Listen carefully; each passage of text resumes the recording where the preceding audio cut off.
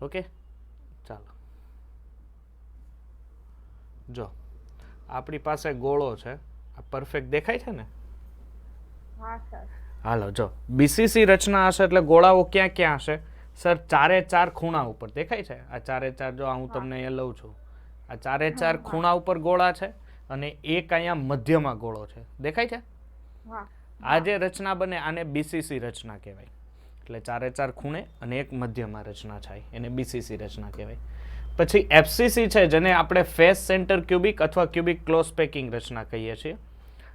આ છે એ ક્યાં ક્યાં હશે સર? આ જે રચના છે એ જો 8 ખૂણા ઉપર દેખાય તમને અને 6 ફલક ઉપર, વચ્ચેના જો ગોળો જોવો 6 ફલક ઉપર હશે. 1 મિનિટ જો, એક અહીંયા, આ બીજો, પછી અહીંયા ત્રીજો, આ ચોથો, આ પાંચમો, આ છઠ્ઠો, આ 7 ને આ 8. 8 ખૂણા આવી ગયા.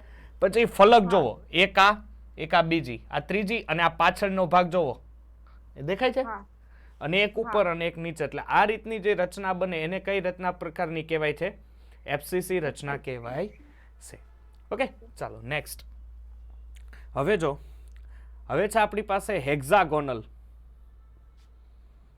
હેક્ઝાગોનલમાં શું હશે કે આ જે ક્યુબિક રચના છે આ પ્રકારનું કમ્પાઉન્ડ્સ તમને આપે છે હેક્ઝાગોનલ, કે મધ્યમાં એક હશે પરંતુ એનો આકાર જે છે, બરોબર છે, ખાસ કરીને આકાર એનો જોજો, એનો આકાર છે આ રીતના કમ્પ્લીટલી 1 2 3 4 5 6 ને આવી રીતના હેક્ઝાગોનલ. એટલે આનો સવર્ગાંક કઈ કેટલો થશે? 6. હવે જો તમે દીકરા અહીંયા જુઓ, અહીંયા બીસીસી માં જોજો. બીસીસી થી ફરીવાર શરૂઆત કરું. તમારા મગજમાં શું હોય ખબર છે કે સર આ જે ગોળાઓ છે કે નહીં, આ ગોળાઓ આ કેવા હોય કે એકબીજાને સ્પર્શ થયેલા હોય. પેલી વસ્તુ અહીંયા સુધી કોઈ નથી ખબર પડતી એવું નથી ને અહીંયા જો. હવે જો ખરેખર ગોળાઓ હોય કઈ રીતે હું તમને બતાવું. જો આ રીતના હોય, એટલે આ શું છે? સ્પર્શેલા હોય બધાય. પણ આવી એવી રચના હોય એને કારણે જો બોન્ડિંગ બતાવું અહીંયા, જો આ રીતના હોય, સમજાય છે? બાકીના આ ગોળો છે, આ મધ્યનો ગોળો, પાછા એની અરે બીજા 4 સ્ટ્રક્ચર. એટલે આ રીતના એક ગોળાઓ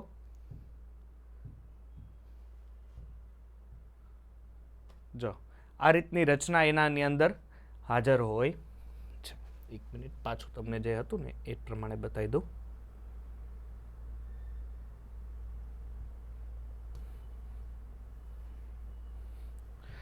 જો આ રીતના ગોળાઓ છે, આખી રચના જો આ થયું. એટલે આ મધ્યનો ગોળો છે ને એઝ ઇટ ઇઝ આ બધા ગોળા એની હારે શું થયેલા હોય? સ્પર્શેલા હોય, એની હારે સ્પર્શ થયેલા હોય. એ જ રીતના આ ફેસ સેન્ટર છે તો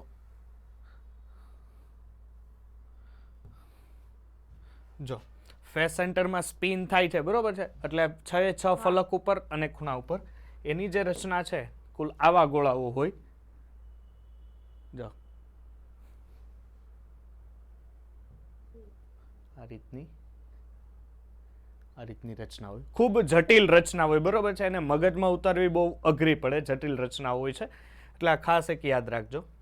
આ બોન્ડિંગ વાળી છે. આમ જો જ્યારે ખાલી બોન્ડિંગ હોય ને ત્યારે એફસીસી રચના આવું દેખાય. જો હું સ્ટોપ કરું ને ત્યાં તમને છે ને 1 મિનિટ જો અહીંયા એક ચોકઠું જેવું લાગે, બરોબર છે? સરસ ચોરસ, પણ અંદર એટલી ગૂંચવાયેલી રચના હોય ને NaCl ના એના કમ્પાઉન્ડ. એટલે જો આ રીતનું થયું. મિનિટ. હવે જો અમુક કમ્પાઉન્ડ છે કે દાખલા તરીકે તમારી પાસે છે જો NaCl છે, તો NaCl છે એ સીસીપી રચના બનાવે, બરોબર છે? તો રોક સોલ્ટની સીસીપી રચના NaCl ની કેવી હોય? અહીંયા જો, અહીંયા મેં લખેલું છે, જો આવી રચના હોય NaCl ની, બરોબર છે? સેમ એફસીસી રચના બનાવે, દેખાય છે NaCl? આ રીતની જો એફસીસી રચના હોય, આપણે એને સ્પિન કરીએ એટલે આપણને વધારે આઈડિયા આવે ધીરે ધીરે, બરોબર છે? આ રીતની એની એફસીસી રચનાઓ હોય છે. એટલે હું સમજાવવા એ માગતો હતો તમને કે આની 3D પેન્ટ તમે જોવો ને તો એફસીસી સીસીપી વિશે વધારે ખ્યાલ આવે.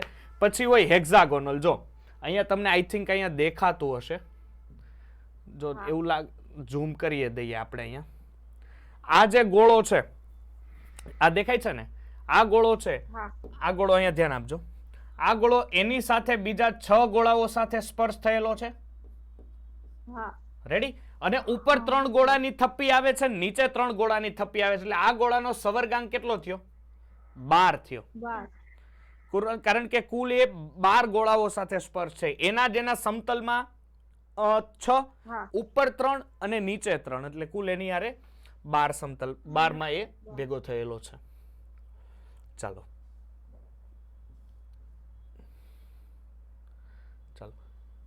હવે જો હું તમને એની પેકિંગ ક્ષમતા વિશે સમજાવી દઉં કે પેકિંગ ક્ષમતા શું કહે છે. ધ્યાન આપજો, ખાસ પેકિંગ ક્ષમતા. બરોબર છે, આમ તો તમે ચોપડીમાંથી ને એમાંથી તમને આઈડિયા જ છે પેકિંગ ક્ષમતા તમે કઈ રીતના ગોતો છો. ચાલો, પેલું છે સાદો સમઘન હોય. એક મિનિટ. જો સાદો સમઘન હોય તો પેકિંગ ક્ષમતા આપણને ખબર છે કે ભાઈ આ રીતના શું કરવાનું, પેલા સમઘન દોરી દો. ઓકે, હવે આ સમઘનની અંદર 2 ગોળાઓ, એક આ અને એક આ. હંમેશા યાદ રાખવાનું ગોળાઓ આ રીતે સ્પર્શ જ હોય. દીકરા આની જે ત્રિજ્યા હોય એને શું કહેવું? આર. બીજી જ બાજુ આ ગોળાની જે ત્રિજ્યા હોય આર. હવે તમને હું પેલા એક વસ્તુ બીસીસી એફસીસી માટેને હું તમને પરમાણુની સંખ્યા પેલા ગોતી દઉં. બીસીસી માં જો તમને ખ્યાલ હોય તો મારે એમાં ટાઈમ પાસ નથી કરવો. બીસીસી માં કેટલા પરમાણુઓ હોય? 2 પરમાણુઓ હોય. એફસીસી માં કેટલા હોય? 4. ધાર ઉપર જો પરમાણુ હોય તો કેટલા હોય? ધાર ઉપર 6. નહીં, 4 જ હોય. એક બંધારણની અંદર કેટલી ધાર હોય? 12 ધાર હોય. 12 ધાર. કેટલી ધાર હોય? 12 ધાર હોય. સર કેમ ધાર ખબર ન પડી? અહીંયા ગણો જો. હા, આ પેલી, આ બીજી. પરમાણુનું કહેજો ને બધામાં એક કન્ફ્યુઝન છે. કેમાં? પરમાણુ બધામાં બીસીસી પરમાણુ, આ બીસીસી એફસીસી માં પરમાણુ કેટલા હોય ને યાદ છે. ચાલો હાલો એ જ જોઈ લઈ પેલા તો. એક થઈ ગયું. ચાલો, એટલે જ મેં તમને પૂછ્યું. ચાલો, સાદો સમઘન પેલા હું તમને કહી દઉં. ચાલો, સાદો સમઘન. હવે સાદો સમઘન હોય તો સાદો સમઘન અહીંયા તમે લ્યો છો. સર આ સાદો સમઘન છે. કેટલા ખૂણા હોય સાદા સમઘનમાં? 8 ખૂણાઓ હોય.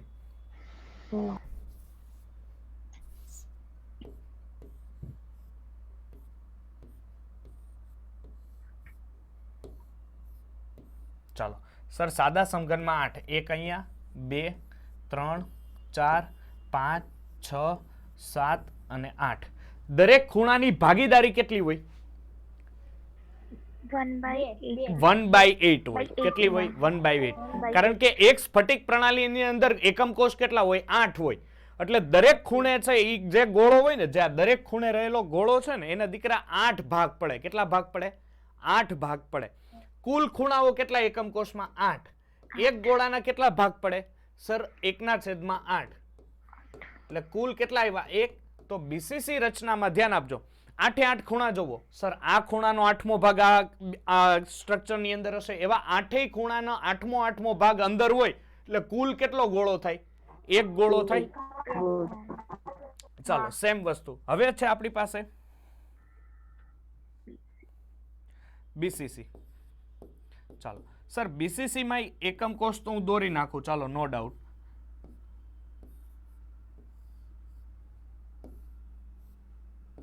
એકમ કોષે દોરી નાખો. કેટલા ખૂણા? 8.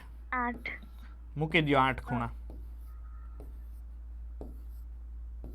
ચાલો સર, 8 ખૂણા મૂકી દીધા. હવે મેં હમણાં બીસીસી નું સ્ટ્રક્ચર બતાવ્યું હતું સર. એમાં એક મધ્યમાં ગોળો હોય. હા, એક મધ્યમાં ગોળો હોય. ચાલો, 8 ખૂણા છે એટલે 8 ગુણ્યા 1/8 ઇઝ ઇક્વલ ટુ 1. અને મધ્યમાં રહેલો જે એકમ કોષના અહીંયા મધ્યમાં ગોળો રહેલો હોય એ તો આખો જ હોય. મધ્યમાં રહેલો ગોળો તો આખો જ હોય. તો ઈ આખો ગોળો is equal to 1 + 1 is equal to BCC માં કેટલા અણુ હોય? 2 અણુ હોય. હવે છે આપણી પાસે એફસીસી રચના. શું કરશો?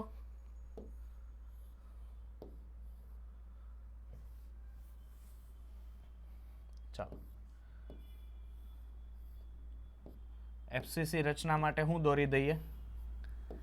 સ્ટ્રક્ચર દોરી દઈએ. ચાલો, કેટલા દીકરા ગોળા હોય? સર અહીંયા 8 અહીંયા લખી નાખું. અને ફલક ઉપર પરમાણુની સંખ્યા કેટલી હોય? 6. તો 6 ફલક પરના પરમાણુ લખી નાખો. એટલે 1, આ 2. આ ઉપર 3, આ નીચે 4, આ મારી બાજુ 5 અને એક સામેની બાજુ 6. ચાલો ફરીથી અહીંયા દોરું છું. 8 × 1/8 ઇઝ ઇક્વલ ટુ 1. કેટલી ફલક છે સર? 6 ફલક છે. હવે એનો હિસ્સો કેટલો હશે વિચાર કરો. અહીંયા એક ગોળો છે તો અડધો ગોળો આ રૂમમાં હશે ને અડધો ગોળો એની તમારી સામેની રૂમમાં હશે. એટલે ગોળાના કેટલા ભાગ પડતા હોય? 1/2. 1/2. That's why 6 × 1/2 એટલે 6. 3 × 2 is equal to 6. એટલે આનો એક 3 આના અને આનો એક 1 એટલે 3 + 1 કેટલા થશે? 4. તો એફસીસી રચના હોય, એફસીસી હોય અથવા સીસીપી હોય, એ બેયમાં કેટલા હોય સર? એ બેયના થઈને કુલ 4 પરમાણુઓ અંદર હાજર હોય. એટલે સાદા સમઘનની અંદર 1 પરમાણુ હાજર હોય. બીસીસી ની અંદર કેટલા પરમાણુ હાજર હોય દીકરા? 2 પરમાણુ હાજર હોય. અને એફસીસી ની અંદર 4 પરમાણુ હોય. હવે જો સેમ, હવે દાખલા તરીકે ધાર ઉપર પરમાણુ છે. ક્યાં છે? ધાર ઉપર છે. ચાલો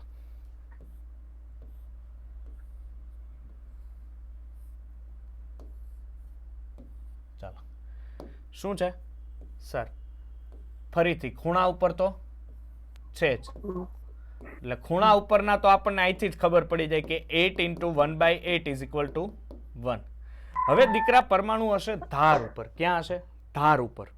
હવે ધ્યાન આપો, ધાર કેટલી છે? 12 ધાર હોય. જો ગણો, 1 2 3 4 5 6 7 8 9 10, આ 11 અને આ સાઈડની એક 12. થઈ ગયા 12 પરમાણુ. હવે જો ધાર ઉપર પરમાણુ હોય એ કેટલા ભાગમાં વહેંચાયેલો હોય? 1/4 ભાગમાં વહેંચાયેલો. કેમ? હવે કારણ કે આ એકમ કોષ છે, આની બાજુનો એક એકમ કોષ હોય, આની ઉપર એક એકમ કોષ હોય, એટલે કુલ 4 ભાગમાં વહેંચાયેલો. એટલે 12 ધાર ગુણ્યા 1/4 એટલે 4 તેરીને 12 એટલે 3, ફરીથી 3 + 1 એટલે 4. એટલે કે જો ધાર ઉપર પરમાણુ હોય અને ખૂણા ઉપર હોય તોય એની અંદર કેટલા હોય પરમાણુની સંખ્યા? 4 પરમાણુ હોય છે. ચાલો અહીંયા સુધી કોઈ ડાઉટ? ચાલો નેક્સ્ટ. હવે જો આપણે પેકિંગ ક્ષમતા મેળવવાની છે, એમાં પહેલી પેકિંગ ક્ષમતા છે એ સાદા સમઘનની પેકિંગ ક્ષમતા છે. યાદ રાખજો કે સાદા સમઘનની પેકિંગ ક્ષમતા કેમ મળશે? પહેલી વસ્તુ કે સમઘન દોરી દઈએ આપણે. ચાલો, વાહ સર, તમે સમઘન દોરી દીધો. હવે એની અંદર 2 પરમાણુ. હંમેશા યાદ રાખવાનું કે પરમાણુ છે આવી રીતના એ સ્પર્શેલા જ હોય. આ તો તમને પરફેક્ટ દેખાય ને દીકરા, એટલે મેં નાના નાના લખ્યા છે. બાકી ખરેખર આ રીતના એની રચના હોય. ઉપર જો ઉપરનું પરમાણુ છે તો એ આ રીતનું હશે, પછી એનું બાજુનું પરમાણુ છે તો આ રીતનું હશે, પાછળના ગોળા એવી રીતના હશે. ચાલો ડન. હવે શું કરશો? અહીંયા ધ્યાન આપો સર. આ જે ગોળો છે એની ત્રિજ્યા r, આ જે ગોળો છે એની ત્રિજ્યા r. આ આખી જે બાજુ છે આને હું કહીશ એ બાજુ. હવે પેકિંગ ક્ષમતા, પેકિંગ ક્ષમતા એટલે તમારે શું મેળવવાનું થાય કે સર આ જે ગોળાઓ દ્વારા એકમ કોષનું કેટલું કદ રોકાયેલું છે એ તમારે ફાઇન્ડ આઉટ કરવાનું થાય. પહેલી વસ્તુ, સાદો સમઘન હોય તો પરમાણુ કેટલા હોય? 1. સાદો સમઘન હોય તો પરમાણુ કેટલા થાય? 1. ચાલો હવે બીજી વસ્તુ, હવે તમારે મેળવવાનું છે સમઘનનું કદ. શું મેળવવાનું છે? સમઘનનું કદ. હવે એક બાજુ હોય ને, એક બાજુ તો કેટલા આવે છે? 2r. રેડી ને? 2r. તો તમારે આખો સમઘનનું કદ મેળવવું હોય તો એક સૂત્ર હતું, લંબાઈ ગુણ્યા પહોળાઈ ગુણ્યા ઊંચાઈ. એટલે હું a નો ક્યુબ કરી નાખું. a નો ક્યુબ કરું તો આ 8r³ થાય. રેડી? ચાલો, આ સમઘનનું કદ મળી ગયું. હવે સૂત્ર મૂકો, પેકિંગ ક્ષમતા ઇઝ ઇક્વલ ટુ શું થશે? ગોળાનું કદ ના છેદમાં સમઘનનું કદ ગુણ્યા 100. સમજાય છે ને મેં આ હું લખ્યું છે?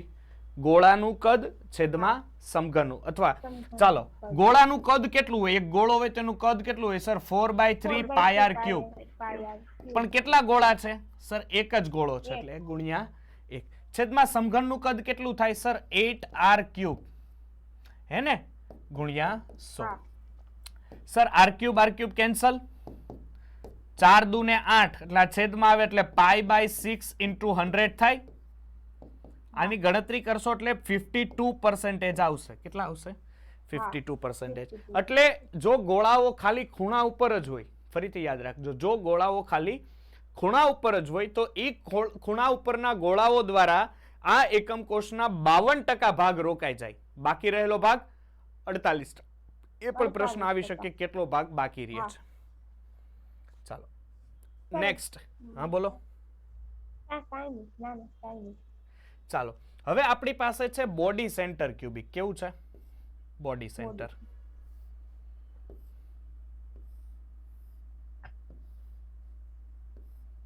ઉભા રહ્યો, અહીંયા નહીં મજા આવે, અહીંયા લખી દઈ.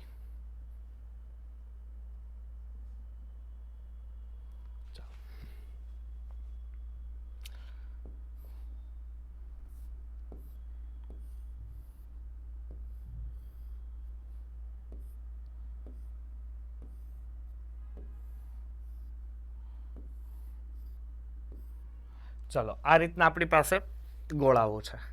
હવે શું થાય કે જો આની અંદર હું તમને જે કહેવા જઈ રહ્યો છું ને અહીંયા ધ્યાન આપજો. આ રૂમ તમે વિચાર કરી લેજો, આ રૂમ છે એટલે આ ખૂણા ઉપર એક ગોળો છે. રેડી?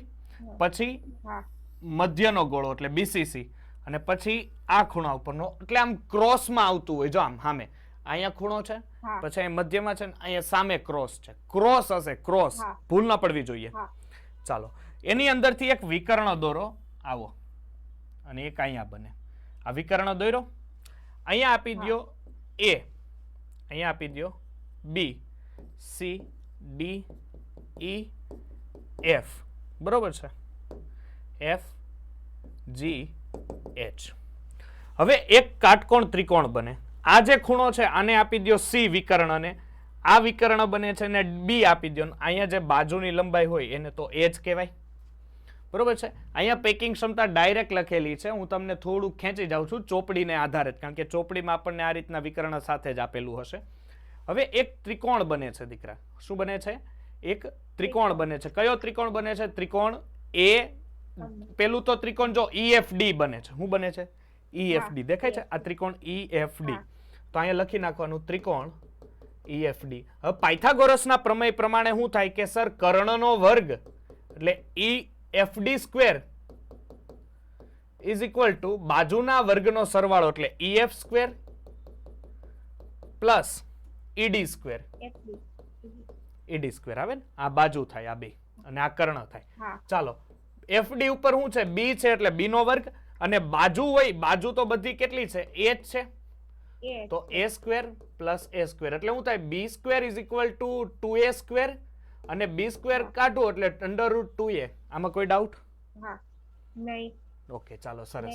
નેક્સ્ટ આવો, ત્રિકોણ બને ત્રિકોણ AFD. શું બને? ત્રિકોણ AFD. તો અહીંયા ત્રિકોણ AFD. ફરીથી શું થશે સર? AF એનો શું થશે? કર્ણ થશે પાયથાગોરસ, એટલે F square is equal to FD square plus AD square. ચાલો FD ઉપર તો શું છે સર? FD ઉપર B છે, દેખાય છે? FD ઉપર B છે, તો B નો વર્ગ પ્લસ AD એટલે સર બાજુ છે એટલે શું હોય? A.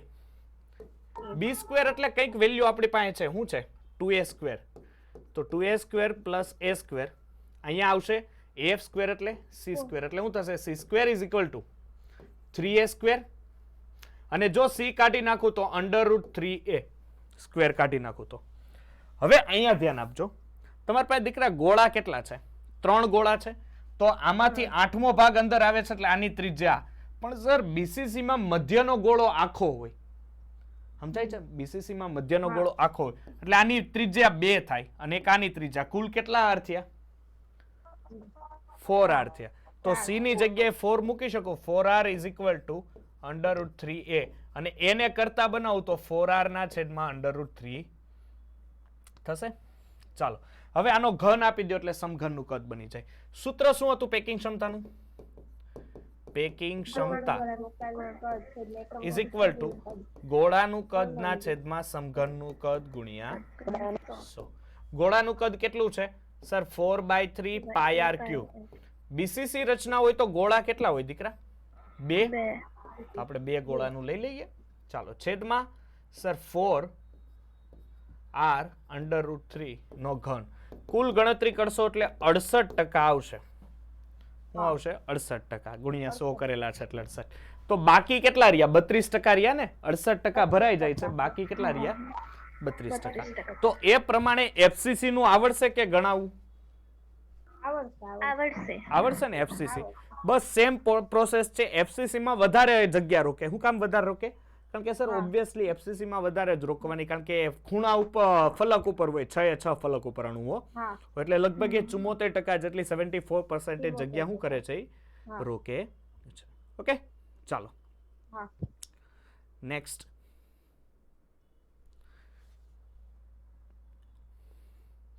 ચાલો હેક્ઝાગોનલ છે, બરોબર છે. હેક્ઝાગોનલમાં એટલી જ રચનાઓ ગોઠવાયેલી હોય. તમારે ખાલી આ હેક્ઝાગોનલ ઉપર શું કરવાની છે, નજર રાખવાની છે કે ભાઈ 74% જેટલી રચનાઓ એની અંદર ગોઠવાય છે. ચાલો નેક્સ્ટ. એક સૂત્ર હતું આપણી પાસે. આ સૂત્ર બહુ ઇમ્પોર્ટન્ટ છે, ધ્યાન આપજો.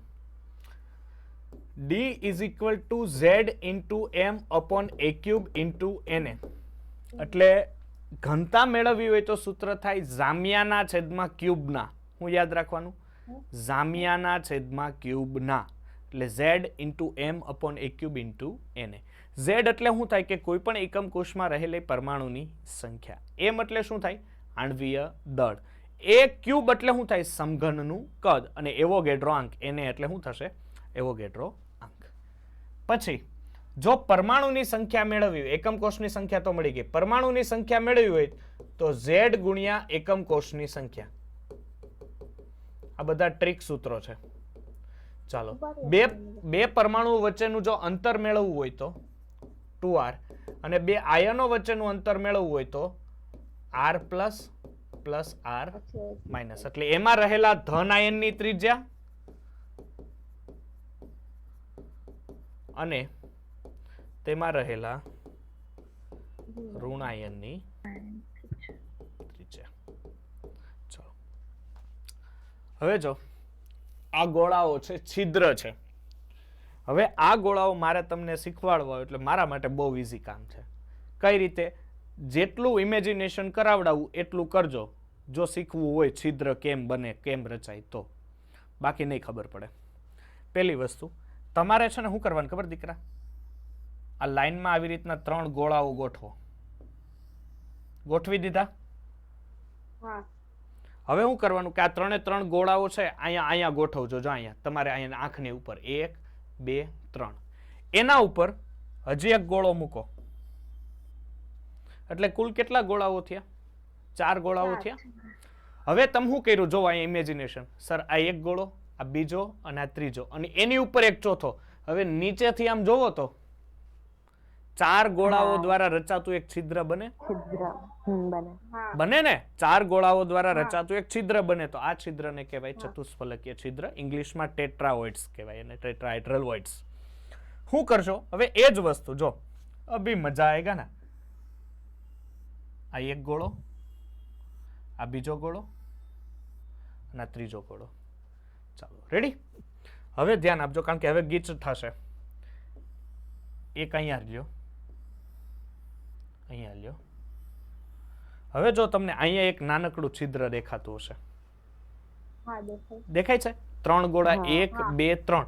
એવી જ રીતના ઊંધા ગોઠવી. જે બાજુ 2 ગોળા છે ત્યાં એક ગોળો મૂકો, જે બાજુ 1 ગોળો છે ત્યાં 2 ગોળો. હવેથી નીચેથી જોશો તો 6 ગોળાઓ દ્વારા રચાતું છિદ્ર બને. કેટલા ગોળાઓ? 6 ગોળાઓ દ્વારા. અને કોઈ પણ રચનામાં જ્યારે 6 ગોળાઓ દ્વારા કોઈ છિદ્ર બનતું હોય તેને અષ્ટફલકીય રચના કહેવાય. શું કામ? કારણ કે 6 જો સંયોજન હાજર હોય ને તો એ 8 ફલકો દ્વારા રચાતું હોય. એ તો તમને ખબર છે ને, 6 ફલકો. જો દાખલા તરીકે કોઈ M ધાતુ છે, એની સાથે કોઈ 6L લિગેન્ડ હોય તો એના દ્વારા ઓલવેઝ 8 ફલકો બને, અષ્ટફલકીય રચના બને. કઈ રીતે? સર જો આ એ પહેલી ફલક, બીજી, ત્રીજી, ચોથી, આ 5મી, 6ઠી, 7મી અને 8મી, કુલ 8 ફલકો દ્વારા રચના બને. એટલે જો 6 ગોળાઓ હાજર હોય તો એમના વચ્ચે રચાતા બંધને પણ અષ્ટફલકીય છિદ્ર કહેવાય છે. ઓકે, એક વસ્તુ તમારે ભેજામાં બેસાડવી પડશે કે અષ્ટફલકીય રચના જેટલા સમચતુષ્ફલકીય છિદ્ર જેટલા હોય ને એનાથી ડબલ જ અષ્ટફલકીય છિદ્ર હોય. એટલે આપણે એમ કહી શકીએ કે સર જો સમચતુષ્ફલકીય છિદ્ર છે, સમચતુષ્ફલકીય છિદ્રની સંખ્યા જો n હોય તો અષ્ટફલકીય છિદ્રની સંખ્યા, સોરી આપણે ઊંધું લખ્યું મેં, ઉલટું સર. અષ્ટફલકીય છિદ્રની સંખ્યા n હોય તો સમચતુષ્ફલકીય છિદ્ર કેટલા હોય? 2n. સમચતુષ્ફલકીય છિદ્રની સંખ્યા 2n હોય છે, કારણ કે આ નામ બનાવવામાં બહુ કામ લાગે છે, એટલે યાદ રાખજો. ચાલો નેક્સ્ટ. હવે છે ને જો આ જે ગોળાઓ છે, આ ગોળાઓ દ્વારા શું થશે કે આ તમારે ત્રિકોણીય છિદ્ર હોય એટલે આ ત્રિકોણીય છિદ્ર જ થયું, પણ આ ત્રિકોણીય છિદ્રમાં તમારે શું કરવાનું છે કે સર એની ત્રિજ્યા મેળવવી તો ત્રિજ્યા માટેનું સૂત્ર તમને આપેલું છે. હવે જો કે ત્રિકોણીય છિદ્ર માટે લઘુત્તમ ત્રિજ્યાનો ગુણોત્તર અને ચતુષ્ફલકીય છિદ્ર માટે લઘુત્તમ ત્રિજ્યાનો ગુણોત્તર. હવે જો ચતુષ્ફલકીય છિદ્ર બનતું હોય, શું બનતું હોય? ચતુષ્ફલકીય છિદ્ર, અને એમાં રહેલા આયનોનું તમારે શું મેળવવું હોય કે સર એમની આયનો વચ્ચે છે, આયનો વચ્ચે કેટલું અંતર હશે એને આધારે એમાં રહેલા ધન આયન ને એમાં રહેલા ઋણ આયન વચ્ચેનો મારે શું મેળવવો હોય? તફાવત મેળવો, એટલે મને આરામથી તેમાં પ્રાપ્ત થશે. પણ તમારે આ કેટેગરીમાં બહુ અંદર ઘૂસવાની જરૂર નથી, તમારે ખાલી વેલ્યુએશન યાદ રાખવાની આવે. તમારે આટલું બધું ડીપમાં અહીંયા લઈ જતા નથી, ખાલી વેલ્યુએશન આર. ડન. આ બે કમ્પલસરી યાદ રહેવું જોઈએ. જો પછી આમાંય છે, તો આમાં કેવું છે? અષ્ટફલકીય છિદ્ર. તો અષ્ટફલકીય છિદ્ર માટે આ મૂલ્ય છે, યાદ રાખો. આની ગણતરી આપણે ક્યાંય જરૂરિયાત નથી. ઓકે, ચાલો. હવે આ એક બહુ મહત્વનું છે. શું છે કે જો ધન આયન છે, આ ધન આયનનો સવર્ગાંક જો 3 હોય અને ત્રિજ્યાનો ગુણોત્તર, આ ખાસ યાદ રાખજો, બહુ કામમાં લાગશે. આ એમસીક્યુમાં બહુ કામમાં લાગશે. જો ધન આયનનો સવર્ગાંક 3 છે અને ત્રિજ્યાનો ગુણોત્તર 0.155 થી 0.225 ની અંદર હોય તો ઋણ આયનની ગોઠવણી સમતલીય ત્રિકોણ પ્રકારની થાય. જો સવર્ગાંક 4 હોય તો 0.225 થી 0.414 સમચતુષ્ફલકીય રચના થાય. 6 હોય તો 0.414 થી 0.732 અષ્ટફલકીય કહી શકાય અથવા ફલક કેન્દ્રિત ઘન NaCl કહી શકાય. અને જો 8 હોય તો 732 થી 0.732 થી 1 અષ્ટફલક અને અંતઃ કેન્દ્રિત ઘન એટલે સીઝિયમ ક્લોરાઇડ કહેવાય. કારણ કે આમાં કેવું છે ખબર છે, તમને લોકોને ત્રિજ્યાનો ગુણોત્તર આપશે, તેના ઉપરથી તમને સવર્ગાંક ખબર પડી જાય. જો સવર્ગાંક ખબર પડી જાય તો ઋણ આયનની ગોઠવણી કેવી હશે એ ખબર પડી જાય. એટલે એના ક્વેશ્ચન સારા આવે છે, થોડુંક માથું દુખાવે એવા, એટલે એ ખાસ યાદ રાખજો. બીજી વસ્તુ કે તમને અહીંયા છે ને જો સ્ટ્રક્ચર આપેલા છે ZnS, NaCl, ફ્લોરેટ, ઓલ પેલા સ્ટ્રક્ચર. એટલે આ સ્ટ્રક્ચર છે ને મેં તમને પેલા 3D માં પણ હું તમને બતાવી દઉં. જો NaCl નું તો મેં બતાવ્યું હતું ને, ZnS નું હું તમને બતાવી દઉં, બરોબર છે? ચાલો, ઝિંક બ્લેન્ડ છે એના સ્ટ્રક્ચર કંઈક આ રીતનું હોય. જો આ ઝિંક બ્લેન્ડ નું સ્ટ્રક્ચર છે,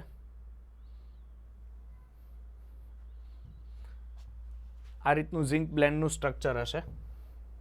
આ રીતના ગોળાઓ એના ગોઠવેલા હશે કમ્પાઉન્ડ ની અંદર.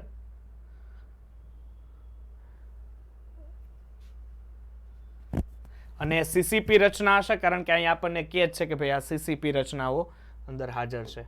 આ બોન્ડિંગ જો આ રીતના જે ગ્રીન ભાગ છે, ગ્રીન એ ઝિંક હશે અને જે બ્લુઇશ ભાગ છે એ સલ્ફર હશે. પછી આપણી પાસે કોણ છે? Caesium chloride. તો અહીંયા જોવો 3D માં તમને જે અહીંયા ચોપડીમાં ખબર પડે છે ને કે ખૂણા ઉપર છે ને એક મધ્યમાં છે, દેખાય છે? ખૂણા ઉપર છે ને મધ્યમાં છે, એટલે બીસીસી રચના થઈ. બીસીસી રચના થઈ. આપણે જોઈએ કે આપણી પાસે સીઝિયમ ક્લોરાઇડ નું સ્ટ્રક્ચર છે. સીઝિયમ ક્લોરાઇડ તો નથી. કેડમિયમ ક્લોરાઇડ નું જોઈ લઈએ તો બીસીસી જ આપે છે. સીસીપી માં છે દીકરા, નહીં મેળ આવે. એક મિનિટ હું જોઈ લઉં. હા,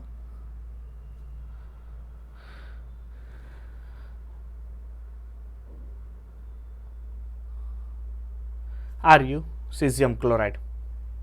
જો અહીં આર્યુ આ સીઝિયમ ક્લોરાઇડ નું સ્ટ્રક્ચર. એકચ્યુઅલમાં જો આ સાઈડનો આ ખૂણો દેખાય છે, આ જો આ નીચેનું આ દેખાણું, આ ઈ એક જ દેખાડ્યું છે. જો એક મિનિટ, આ એક જ બતાવ્યું છે આણે. પછી આખું સ્ટ્રક્ચર એને બતાવ્યું છે. તો હું છે ને પેલા આખું આ રીતની રચના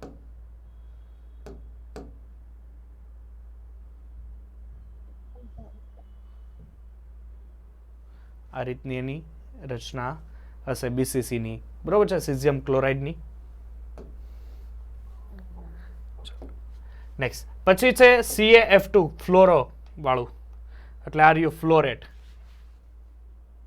આ ફ્લોરેટનું સ્ટ્રક્ચર છે. બહુ કોમ્પ્લિકેટેડ સ્ટ્રક્ચર હશે, બરોબર છે, 3D માં એના.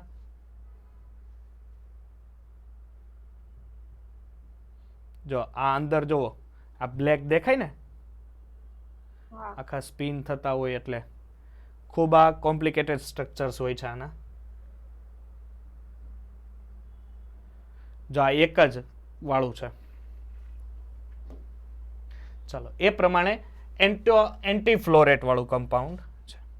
એક તો તમારે જો દિવસ રાત એક કરવા હોય તો કરો, પણ મારે આ કોષ્ટક જે છે ને, આ કોષ્ટક તમારે પેમ્પલેટમાં પણ ટીક કરવું હોય તો કરી રાખજો. આ કોષ્ટક તમે ગમે એમ કરો, મારે પાકું જોઈએ. હે ગમે એ કરો તમારે. જો સોલિડ સ્ટેટમાં આના ક્વેશ્ચન આવે ને માર્ક્સ જોતા હોય તો આ કોષ્ટક કમ્પલસરી જોશે. શું છે કે AB હોય તો એ ZNS પ્રકારનો થયો. કેમ? કારણ કે ZN ઉપર એ +2 ચાર્જ થયો અને સલ્ફર ઉપર એ -2 ચાર્જ થયો, એટલે સલ્ફાઇડ આયન CCP સ્ટ્રક્ચરમાં હશે. ZN પ્લસ આયનો છે અલ્ટરનેટેડ ટેટ્રાહાઇડ્રલ, એટલે ચતુષ્ફલકીય છિદ્રમાં હશે. સવર્ગાંક એનો 4 હશે, બરોબર છે. એક્ઝામ્પલ ZNS છે, CDS છે, HGS છે, AGI છે, CuCl છે, આ બધા કમ્પાઉન્ડ એની અંદર હાજર હશે. પછી AbCl તો NaCl હશે, જેમાં Cl - CCP સ્ટ્રક્ચર હશે, જ્યારે NaPl સોડિયમ છે એ અષ્ટફલકીય છિદ્રમાં રોકાયેલો હશે. સવર્ગાંક 6 થશે, બરોબર છે. ફોર્મ્યુલા યુનિટ્સ કેટલા હોય એની અંદર? કુલ 4 પરમાણુઓ એની અંદર હાજર હોય છે. AB છે સિઝિયમ ક્લોરાઇડ, BCC છે સિઝિયમ 8, ક્લોરીન -8, એક જ અણુ હોય છે એની અંદર, caesium chloride, caesium iodide. AB2 છે, A2B છે. આ કમ્પલસરી તમારે પાકું જોશે. આના પરથી કેવા ક્વેશ્ચન પૂછાય? હે એક કોષ્ટક પરથી કેવા ક્વેશ્ચન પૂછાય? આ કોષ્ટક પરથી હા આ કોષ્ટક પરથી છે ને તમને માહિતી આપી દે, પછી એમ કહી દે કે એનો સવર્ગાંક કેટલો થયો, બરોબર છે. એમાં રહેલા ધન આયન કેમાં છે, ઋણ આયન કેમાં છે, અષ્ટફલકીય છિદ્રમાં છે, સમચતુષ્ફલકીય છિદ્રમાં છે, કેવી રચના BCC આપે છે, FCC આપે છે કે સાદા સમઘનની આપે છે, એવા. ચાલો હવે નોર્મલ સ્પાઇનલ કે એન્ટી ઇન્વર્સ સ્પાઇનલ તમારે કોઈ જરૂરિયાત નથી, એટલે સ્પાઇનલ સ્ટ્રક્ચર કાઢી નાખો. હવે છે આપણી પાસે શું કહેવાય કે વિદ્યુતીય ગુણધર્મ. એ પેલા ક્ષતિ લઈ લેવી છે કે આ વાહકતા પટ સમજાઈ દઉં? પેલા આ સખી સમજાઈ ગયો વાંધો નહીં. જો બે અલગ અલગ થિયરી, કારણ કે એકબીજા કાંઈ કામ નથી. કાંઈ નહીં, ચાલો પેલા વાહકતા પટ સમજાઈ દઉં. હવે એક નોર્મલ હું તમને એવો વિચાર કર્યો કરો, તમે વરસાદનું પાણી લ્યો, બરોબર. હવે આ વરસાદના પાણીમાં 2 વાયર મૂકો, જેમાંથી સતત વીજળી પસાર થાય છે. આવા 2 વાયરો મૂકો, તો બીજી બાજુ હાથ નાખો તો ચોટ લાગે? ચોટ લાગે? નો લાગે. નો લાગે, કારણ કે એની અંદર કોઈ આયનો હાજર નથી. સમજ પડશે? કોઈ પણ સંયોજનને, એક વસ્તુ યાદ રાખજો, કોઈ પણ સંયોજનને પસાર થવા માટે, એટલે મીન્સ કે વહન થવા માટે કોઈને કોઈ આયનની જરૂરિયાત હોય છે. જો આયન એની અંદર હશે તો જ એમાંથી વિદ્યુતનું કે ઉષ્માનું વહન થાય.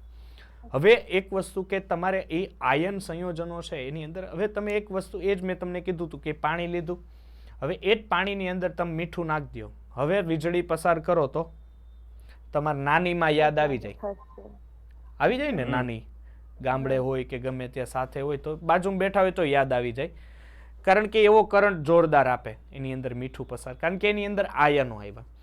તો આ ખરેખર વહન થાય કેમ? વિદ્યુતનું કે ઉષ્માનું કોઈ પણ કમ્પાઉન્ડ્સની અંદરથી વહન કેમ થાય? તો એના માટે જરૂરિયાત છે કે તમારી પાસે મુક્ત ઇલેક્ટ્રોન હોવા જોઈએ. જો અહીંયા ધ્યાન આપજો કે હવે આપણી પાસે એક સ્ટ્રક્ચર, ઉદાહરણ તરીકે સોડિયમ છે, કારણ કે સોડિયમ શું કહેવાય, સરકારી ખાતું છે, ગમે ત્યારે ઉદાહરણમાં લઈ શકો. સોડિયમનો પરમાણુ ક્રમાંક 11 છે, ઇલેક્ટ્રોન રચના 1s2 2s2 2p6 3s1 હોય. રેડી? ચાલો હવે એના કેન્દ્રમાં પ્રોટોનની સંખ્યા કેટલી હોય ભાઈ? 11. 11 હોય. કેટલી હોય? 11 હોય. અને આ ત્રણે ત્રણ કક્ષામાં રહેલા ઇલેક્ટ્રોન અહીંયા 2 હોય, અહીંયા કેટલા હોય? 8 હોય. 4 5 6 7 અને 8 અને એક બાહ્યતમ કક્ષામાં ઇલેક્ટ્રોન હોય. આ જે કક્ષામાં ઇલેક્ટ્રોન છે આને કયો કક્ષા કહેવાય? બાહ્ય સંયોજકતા કક્ષા અથવા બાહ્યતમ કક્ષા, બેમાંથી તમારે જે કહેવું એ કહી શકો. ચાલો, હવે તો શું છે કે ઇલેક્ટ્રોન તો ચાલો એનો બાહ્યતમ કક્ષામાં છે. હવે તમે જો આ સોડિયમને ઉત્તેજિત કરો એટલે કે તમે એને પાઉંભાજીના તવા ઉપર બેસાડીને ગરમ કરો, એટલે હવે સોડિયમ થાય તળ પાપડ થાય. કારણ કે તમને બેહાડ્યા હોય તમે એનો ધડધડાટી બોલાવો, તો સોડિયમને જેવી તમે ઉષ્મા આપો એટલે એ શું કરે કે પોતાના આ ઇલેક્ટ્રોનને પોતાની બાહ્યતમ કક્ષામાંથી ઉત્તેજિત અવસ્થામાં મોકલે. ક્યાં મોકલે? ઉત્તેજિત અવસ્થામાં. આ એની ઉત્તેજિત અવસ્થા છે. ઓકે, એટલે ઇલેક્ટ્રોન અહીંથી અહીંયા પહોંચે. 1 મિનિટ.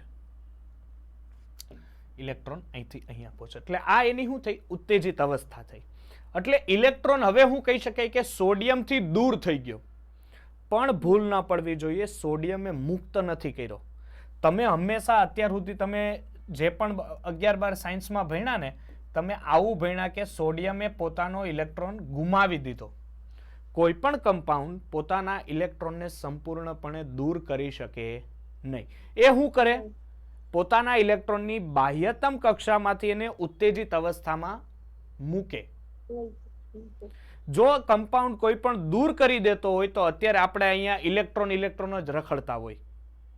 કારણ કે દુનિયામાં કેટલા તત્વો છે ને કેટલા બધા ઇલેક્ટ્રોન છૂટા કરી દે, પણ એ છૂટા ના કરે. એ શું કરે? પોતાની વાહકતા સંયોજકતા કક્ષામાંથી ઉત્તેજિત અવસ્થામાં મોકલે. જો સોડિયમને પાછી જરૂર પડે તો એને ઇલેક્ટ્રોનને પાછો એ ખેંચી શકે. આટલું યાદ રાખજો. એટલે સંયોજકતા કક્ષામાંથી અત્યારે જે પણ ઇલેક્ટ્રોન ઉત્તેજિત અવસ્થામાં ગયો છે, ઉત્તેજિત અવસ્થામાં ગયો, હવે આ ઉત્તેજિત અવસ્થામાં ગયો એટલે હવે મુક્ત ઇલેક્ટ્રોન કહી શકાય. આપણે આને શું કહી શકાય? મુક્ત ઇલેક્ટ્રોન. હવે મુક્ત ઇલેક્ટ્રોન હોય અને હવે તમે આમાંથી જો ઉષ્મા અથવા વીજળીનું પસાર કરો, આપણને ખબર છે કે ઉષ્મા અથવા વિદ્યુતને પસાર થવા માટે કોઈ માધ્યમની જરૂર હોય છે. તો એ માધ્યમ કોણ પૂરું પાડ્યું? સર, સોડિયમમાં રહેલો જે ઇલેક્ટ્રોન છે ને એણે એ માધ્યમ પૂરું પાડ્યું. હવે તમે અહીંથી વિદ્યુત પસાર કરશો એટલે ઇલેક્ટ્રોનને મારફતે શું થશે કે વિદ્યુત આગળ વધશે. વિદ્યુત.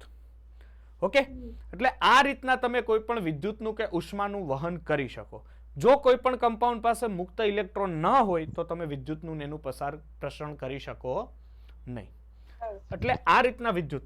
હવે આ જે મુક્ત ઇલેક્ટ્રોન અથવા ઉત્તેજિત અવસ્થા કીધી, આને આ લોકોએ નામ આપ્યું કારણ કે જો ઇલેક્ટ્રોન અહીંયા પહોંચે ને તો જ વાહકતા જોવા મળે છે. એટલે આને આ લોકોએ નામ આપ્યું વાહકતા પટ. અને સંયોજકતા કક્ષામાંથી ઇલેક્ટ્રોન નીકળતો હોવાથી આ લોકોએ આને નામ આપ્યું સંયોજકતા પટ. અને આ લોકોએ આપણને રચના બતાવી કે સંયોજકતા પટ અને વાહકતા પટ છે. આ ઉપરનો છે એ વાહકતા પટ છે અને નીચેનો છે એ સંયોજકતા પટ છે. જો વાહકતા પટ અને સંયોજકતા પટ વચ્ચેનું જે આ જગ્યા છે, આ જગ્યાને આ લોકોએ શું કીધું? શક્તિ ગેપ. શું કીધું? શક્તિ ગેપ. કેમ? ઇલેક્ટ્રોન જો આ નીચેનું છે એ સંયોજકતા પટ છે, ઇલેક્ટ્રોન જો સંયોજકતા પટમાંથી વાહકતા પટમાં ઓછી જગ્યામાં, જેમ ઓછી જગ્યા એમ સંયોજકતા પટમાંથી વાહકતા પટમાં જાય. ફરીથી, જેમ ઓછી જગ્યા એમ સંયોજકતા પટમાંથી વાહકતા પટમાં જવા માટે એને થોડોક ટાઈમ લાગે, અને થોડોક ટાઈમ લાગે તરત જ શું થાય? સર, ઇલેક્ટ્રોન વાહકતામાં ગયો, હવે વિદ્યુત ઝડપથી પસાર થશે. પણ જો જગ્યા વધારે થઈ તો ઇલેક્ટ્રોનને સંયોજકતામાંથી વાહકતા પટમાં જવા માટે વાર લાગશે. એનો મીનિંગ જો એનર્જી ગેપ વધ્યો તો વાહકતા ઘટી. હું આવું કહી શકું? જો એનર્જી ગેપ વધ્યો તો વાહકતા ઘટી. હવે અહીંયા આવો. ઓહો સર, કેટલી જગ્યા! અહીંથી ઇલેક્ટ્રોનને ત્યાં જવું હોય તો 2 વાર વિચાર કરવો પડે. ધેટ્સ વાય હું આને કહી શકું સર આ વાહકો હોય છે, જે પણ ધાતુઓ છે આ વાહકો હશે, આ અર્ધવાહક હશે અને આ લાસ્ટ શું હશે? અવાહકો હશે. ખબર પડશે? ઈ જુદી જુદી ડિપેન્ડેન્ટ જુદી જુદી ધાતુઓનું જે સંયોજકતા પટ અને વાહકતા પટ વચ્ચેનું અંતર હોય ને જુદી જુદી ધાતુઓ માટે જુદું જુદું હોય. દાખલા તરીકે કોપરમાં આ પટ છે ને આ પટ સૌથી ઓછો હોય. એનો મિનિંગ સર કોપર સારામાં સારો વાહકતા માટે ઉપયોગ થાય એટલે આપણે વીજળીનું જ્યારે વહન કરવું ને ત્યારે કોપરનો યુઝ કરીએ હે ને. કેમ લોખંડના વાયર નથી રાખતા? કારણ કે સર લોખંડમાં શું થાય કે આ શક્તિ ગેપ વધારે છે. જો શક્તિ ગેપ વધારે હોય તો શું થાય કે સર ઇલેક્ટ્રોન છે એ સંયોજકતા પટમાંથી વાહકતા પટમાં જઈ શકે નહીં અને ત્યાં જો ન જઈ શકે એનો મિનિંગ ઓબ્વિયસલી એમાં વાહકતા ઓછી જોવા મળે. ચાલો કોઈ ડાઉટ? ઓકે ચાલો નેક્સ્ટ આપણને એક પોઈન્ટ ઓફ વ્યૂ આપેલા છે કે સુવાહક કોને કહેવાય, અર્ધવાહક કોને કહેવાય ને વાહક કોને કહેવાય. આના મૂલ્ય અંડરલાઈન ખાસ કરવા કે સુવાહક હોય તો એની વાહકતા 10⁴ થી 10⁷ ohm inverse into metre inverse છે, જેમાં ટિટેનિયમ ઓક્સાઇડ છે, મેગ્નેટિક ટેપ એટલે ક્રોમિયમ ઓક્સાઇડ છે, રેનિયમ ઓક્સાઇડ ખાસ રેનિયમ ઓક્સાઇડ છે એની વાહકતા અને દેખાવ કોપર જેવો હોય છે. કેવો હોય છે? કોપર જેવો હોય છે. ખાસ અંડરલાઈન કરવી. પછી છે વેનેડિયમ ઓક્સાઇડ, વેનેડિયમ ડાયોક્સાઇડ છે, વેનેડિયમનો ટ્રાયોક્સાઇડ છે. આ બધા જ કેવા છે? સુવાહક છે, કન્ડક્ટર્સ છે. પછી છે અર્ધવાહકો જેને સેમી કન્ડક્ટર્સ કહેવાય, જે 10⁻⁶ થી 10⁴ ની વચ્ચે ઓહમ છે, જેમાં ટિટેનિયમ ઓક્સાઇડ છે. પછી આવે અવાહક તો 10⁻20 થી 10⁻10 છે, જેમાં ટિટેનિયમ ઓક્સાઇડ છે, કોપરનો ઓક્સાઇડ છે, FeO છે, Fe2O3 છે, હેમેટાઇટ ખનિજ છે. આ વિદ્યુતનું વહન કરી શકતા નથી અને જો કરે છે તો બહુ જ ધીમું કરે છે આ પ્રકારે. પછી છે આંતરિક અર્ધવાહકો એટલે કે શુદ્ધ પદાર્થો કે જે અર્ધવાહક તરીકે વર્તે છે, જેમાં સિલિકોન અને જર્મેનિયમ, અને બાહ્ય અર્ધવાહકો એટલે કે અશુદ્ધ પદાર્થો જે અર્ધવાહક તરીકે વર્તે છે, જે આંતરિક અર્ધવાહકોના ડોપિંગથી શું મળે છે. હવે ધ્યાન આપજો, ડોપિંગ એ અહીંયા હું તમને સમજાવી દઉં. અહીંયા ધ્યાન આપો કે તમારી પાસે અત્યારે સિલિકોન છે અને અહીંયા સમજો કે ફોસ્ફરસ છે. આ બેનું ડોપિંગ થાય છે. શું ડોપિંગ થાય છે? સિલિકોનની પરમાણુ ક્રમાંક કેટલો થાય ભાઈ? 14 પરમાણુ ક્રમાંક થાય. ઇલેક્ટ્રોન રચના શું બને? 2 8 પછી 4. આમ થાય ને 2 8 4.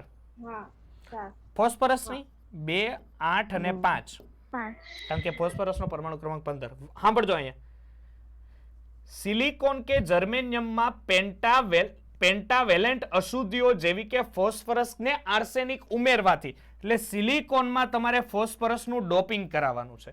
જો આ ડોપિંગ કરાવો, એક સિમ્પલ સરળ ભાષામાં યાદ રાખજો, જો તમે અહીંયા ડોપિંગ કરાવો તો 2 ઉપર 2 ડોપ થશે, ઇલેક્ટ્રોન 8 ઉપર 8 ડોપ થશે, પણ 5 ઉપર જ્યારે 4 ડોપ થશે ત્યારે અહીંયા 1 ઇલેક્ટ્રોન વધશે, હે ને? જો આ 4 ઉપર 5 ડોપ થાય એટલે 1 ઇલેક્ટ્રોન વધે, અને આ 1 ઇલેક્ટ્રોન વધવાને કારણે હવે ઇલેક્ટ્રોન ઉપર ચાર્જ કયો હોય? નેગેટિવ, એટલે આને એન ટાઈપ તરીકેનો ટ્રાન્ઝિસ્ટર તરીકે ઉપયોગ થાય છે. N type. હવે આવો પી ટાઈપમાં. પી ટાઈપમાં શું હશે કે સર સિલિકોન અને જર્મેનિયમ જ લ્યો, બરોબર છે, એના ઉપર કઈ અશુદ્ધિનું ડોપિંગ કરવાનું છે? સર બોરોન અથવા એલ્યુમિનિયમનું. આપણે એલ્યુમિનિયમનું ડોપિંગ કરીએ. ફરીથી ઇલેક્ટ્રોન રચના 2 8 અને 4, 14 પરમાણુ ક્રમાંક. એલ્યુમિનિયમનો કેટલો હોય દીકરા? 13. તો 2 8 અને 3. હવે એલ્યુમિનિયમનું ડોપિંગ સિલિકોન ઉપર કરો તો સર 2 ઇલેક્ટ્રોન ઉપર 2 ઇલેક્ટ્રોનનું ડોપિંગ થઈ ગયું, 8 ઇલેક્ટ્રોન ઉપર 8 ઇલેક્ટ્રોનનું ડોપિંગ થયું. પણ અહીંયા આની પાસે ઇલેક્ટ્રોનની ઘટ છે, સમજાય છે? જો એની પાસે ઇલેક્ટ્રોનની ઘટ હોય તો એને પોઝિટિવ એટલે કે પી ટાઈપનું ડોપિંગ તરીકે ટ્રાન્ઝિસ્ટર તરીકે એનો ઉપયોગ થાય છે. ઓકે, એટલે આને એન ટાઈપ અને આને પી ટાઈપ, જેને તમે એનપીએન ટ્રાન્ઝિસ્ટર અથવા પીએનપી ટ્રાન્ઝિસ્ટરમાં તમે એનો બનાવવામાં એનો ઉપયોગ કરી શકો છો. આ ડોપિંગમાં ખબર પડશે? હા સર, પડી. ઓકે, ચાલો સરસ. હવે જો એન અને પી પ્રકારના અર્ધવાહકોના જોડાણથી બનતા ડાયોડનો ઉપયોગ રેક્ટિફાયર તરીકે અને ટ્રાન્ઝિસ્ટર તરીકે, મેં હમણાં જ કીધું, ફોટોડાયોડની મદદથી પ્રકાશનું વીજળીમાં રૂપાંતરણ કરે છે. અને ગેલિયમ અને આર્સેનિક જેવા અર્ધવાહકોના ઝડપી પ્રતિભાવને લીધે અર્ધવાહક ધરાવતી વસ્તુઓમાં ક્રાંતિ સર્જે છે. ચાલો હે રેક્ટિફાયર રેક્ટિફાયર એટલે જે આ પાવર હોય કે નહીં, આ પાવરમાં એમાં શું થશે કે આ પાવરમાં જે વધઘટ થતી હોય પાવરની ખબર વધારે પડતી તેને કંટ્રોલ કરવા માટે. ચાલો હવે જો તમને આપેલા છે પ્રતિચુંબકીય, અનુચુંબકીય, લોહ ચુંબકીય અને ફેરોમેગ્નેટિઝમ. ચાલો પ્રતિચુંબકીય. પ્રતિચુંબકીય કોને કહેવાય? કે જેને ચુંબક પ્રત્યે આકર્ષણ હોય, અપાકર્ષણ હોય. જેને ચુંબક પ્રત્યે અપાકર્ષણ હોય. અપાકર્ષણ ક્યારે હોય? કે જ્યારે એની પાસે અયુગ્મિત ઇલેક્ટ્રોન ન હોય ત્યારે, હે ને? જો અહીંયા સોડિયમ લઉં, સોડિયમની ઇલેક્ટ્રોન રચના શું થાય સર? હિલિયમ, સોરી શું લેવું પડશે? બોલો. Neon 3s1. પછી સામે Cl છે, શું થશે? Neon neon. નિયોન પછી 3s2 3p5. હા ચાલો હવે શું થાય કે સોડિયમ એક ઇલેક્ટ્રોન ગુમાવે તો અહીંયા શું વધે? ખાલી નિયોન વધે. આ 3s0 થઈ ગયો ને. ક્લોરીન સામે ઇલેક્ટ્રોન મેળવી લે ને ભાઈ, તો આ શું થાય? 3s2 3p6.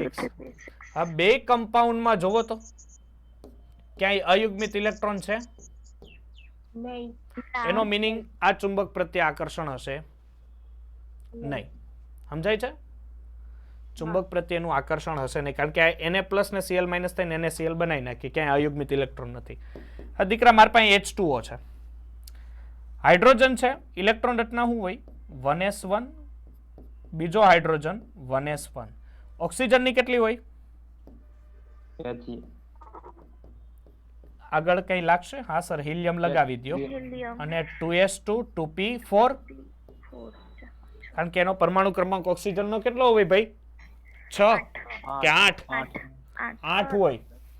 ઓકે ચાલો શું કરશે કે સર હાઇડ્રોજન બે હાઇડ્રોજન ઇલેક્ટ્રોન એક એક ગુમાવી દે એટલે આ શું બને? 2h પ્લસ બને. હવે ઓક્સિજનને જોવો, અષ્ટક પૂરું કરવા 2 જ ઇલેક્ટ્રોનની જરૂર છે. એટલે ઓક્સિજન 2 ઇલેક્ટ્રોન મેળવે તો એના ઉપર કયો ચાર્જ આવે દીકરા? -2 આવે. અને અહીંયા હિલિયમ અને અષ્ટક પૂરું થઈ ગયું 2s2 2p6. હવે બે પાસે અયુગ્મિત ઇલેક્ટ્રોન છે નથી. કેમ સર? અહીંયા 1s0 થઈ ગયું તો આ બે ભેગું થઈને શું બનાવી નાખે? H2O. સર ક્યાંય અયુગ્મિત ઇલેક્ટ્રોન નથી એટલે આ પ્રતિચુંબકીય છે. કોઈ ડાઉટ? No doubt. ચાલો સરસ, વેરી ગુડ. હવે ધ્યાન આપજો કે આ જે ઇલેક્ટ્રોન હોય ને એ ચુંબકત્વ શું કામ આપે? એ તમે ફિઝિક્સમાં ભણ્યા છો? ઇલેક્ટ્રોન છે એ ચુંબકત્વ શું કામ આપે? અરે ભગવાન, તો 11માં શું કર્યું? મંજીરા વગેરે. હા તો 12મું તમે ભણ્યા જ નથી. ભૂલાઈ ગયું સર, ભૂલાઈ ગયું. ઇલેક્ટ્રોન છે ને પૃથ્વી જેવું કામ કરે. કોના જેવું? પૃથ્વી જેવું. હવે ઇલેક્ટ્રોન દાખલા તરીકે આ કેન્દ્ર છે, ઇલેક્ટ્રોન આ તમારી પાસે શું છે? કક્ષા છે ઇલેક્ટ્રોનની ફરવાની. આ ઇલેક્ટ્રોન છે. હવે ઇલેક્ટ્રોન હોય ને, ઇલેક્ટ્રોન એ ધરી ભ્રમણે કરે અને પરિભ્રમણે કરે, કારણ કે સતત પોતાની ધરી ઉપર ફરતો જાય અને પરિભ્રમણે કરતો જાય. આને કારણે એના ઉપર શું થાય? ચુંબકત્વ ઉત્પન્ન થાય. અને આ ચુંબકત્વ ઉત્પન્ન થાય એટલે તમે જો આ કોઈ પણ સંયોજન હોય એને ચુંબકીય ક્ષેત્રમાં લઈ આવો. આપણને ખબર છે કે ભાઈ NS ધ્રુવ હોય એને આ રીતના આ તમે ચુંબકીય ધ્રુવ જે ક્ષેત્ર હોય એની અંદર લઈ આવો તો જો એના પ્રત્યે આકર્ષે તો તમારે સમજવાનું કે અનુચુંબકીય છે, અને અપાકર્ષે તો પ્રતિચુંબકીય છે. સેકન્ડ છે અનુચુંબકીય. તો અનુચુંબકીયના એકાદા ઉદાહરણો જોઈ લઈએ. શું છે? કોપર છે. કોપરનો પરમાણુ ક્રમાંક કેટલો થાય ભાઈ? 29. ઇલેક્ટ્રોન રચના શું થાય sir? Argon 3d10 4s1 there because of exceptions. અપવાદ છે. આમાંથી લોકો એવું કહે છે કે 2 ઇલેક્ટ્રોન વયા ગયા છે એટલે Cu+2 બન્યા છે, તો ઇલેક્ટ્રોન રચના પ્રમાણે આર્ગોન 3d9 4s0 હે ને? તો આની પાસે અયુગ્મિત ઇલેક્ટ્રોનની સંખ્યા છે. હા સર, અયુગ્મિત ઇલેક્ટ્રોન છે. અને જો અયુગ્મિત ઇલેક્ટ્રોન હશે તો એ કક્ષામાં ફરશે એટલે આંશિક ચુંબકીય ક્ષેત્ર ઉત્પન્ન થાય. અને જો તમે એને ચુંબકીય ક્ષેત્રમાં લઈ આવો તો એને ચુંબક પ્રત્યે આકર્ષણ થાય, એટલે એને કેવું કેટેગરીનો ગણવામાં આવે છે? અનુચુંબકત્વ. અનુચુંબકીય. ઓકે, ચાલો પછી છે લોહ ચુંબકત્વ. લોહ ચુંબકત્વ એટલે કેવું છે કે આ જે સંયોજનો છે ને એ કાયમી ચુંબક જ બની જાય, પછી એને તમે જેવું ઇલેક્ટ્રોન ચેન્જીસ થતા હોય, હવે જેવું તમે એને ચુંબક પ્રત્યે લઈ આવો ને પાછું એને દૂર કરી નાખો તો પાછું એનું કોઈ ફેરફાર થતા નથી, એ કાયમી ચુંબક બની જાય. બરોબર છે, એને લોહ ચુંબકત્વ કહેવાય. પછી છે પ્રતિલોહ ચુંબકત્વ, એટલે કે ચુંબકત્વ ધારણ કરે નહીં. બરોબર છે, કોઈ પણ પ્રકારનું ચુંબકત્વ છે એ ધારણ કરતું નથી. એના ઉદાહરણ છે MnO, FeO. અને ચુંબકત્વ ધારણ ન કરે એટલે ચાક માત્રા એની કેવી છે? શૂન્ય. ચાક માત્રા શૂન્ય ક્યારે બને દીકરા?